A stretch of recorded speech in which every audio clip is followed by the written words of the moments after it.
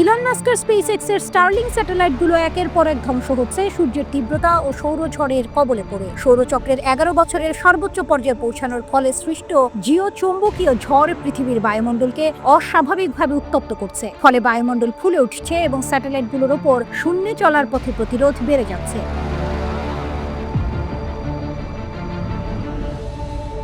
নাসার Goddard space flight সেন্টারের বিজ্ঞানী ড্যানি অলিভেইলারের নেতৃত্বে করা এক গবেষণায় দেখা গেছে এই সৌরঝড়ের প্রভাবে স্টারলিং স্যাটেলাইটগুলোর জীবনকাল গড়ে 10 দিন পর্যন্ত কমে যাচ্ছে। এ ধরনের সৌরঝড়ের সময় স্যাটেলাইটগুলো স্বাভাবিকের চেয়ে দ্রুত পৃথিবীতে ফিরে আসে। এটাই প্রথমবার যখন এত বিপুল সংখ্যক স্যাটেলাইট একসঙ্গে বায়ুমণ্ডলে ঢুকে পড়ছে। বিজ্ঞানীদের ভাষ্য, পৃথিবীর চারপাশে থাকা স্যাটেলাইটগুলো এখন একরকম স্রোতের মতো করে পৃথিবীতে ফিরে আসছে। 2020 থেকে 2024 সালের মধ্যে এভাবে 523টি স্টারলিং স্যাটেলাইট পুনঃপ্রবেশ করেছে।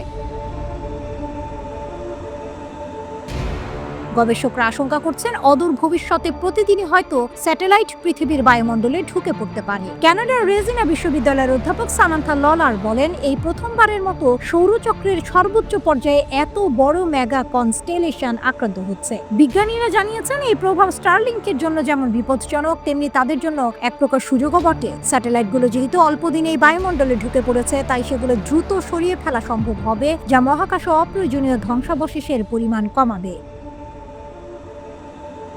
তবে এর মধ্যেই সতর্কবার্তা শুনিয়েছেন ড্যানি অলিভেইরা। তার মতে, স্যাটেলাইটগুলো পুনঃপ্রবেশের সময় পুরোপুরি পুড়ে না গিয়ে অধিকাংশই মাটিতে পৌঁছাতে পারে। 2024 সালের অগস্টে কানাডার সাসকাচেওয়ান অঞ্চলের এক খামারে প্রায় 5 পাউন্ড ওজনের স্টারলিং স্যাটেলাইটের একটি অংশ খুঁজে পাওয়া গিয়েছিল। বিজ্ঞানীরা বলছেন, এই পরিস্থিতি মোকাবেলায় স্টারলিং সহ অন্যান্য স্যাটেলাইট প্রকল্পগুলোর জন্য এখনই পদক্ষেপ নেওয়া জরুরি। না হলে সৌরঝড়ের এই তাণ্ডব মহাকাশ যাত্রাকে অনিশ্চিত করে তুলতে পারে।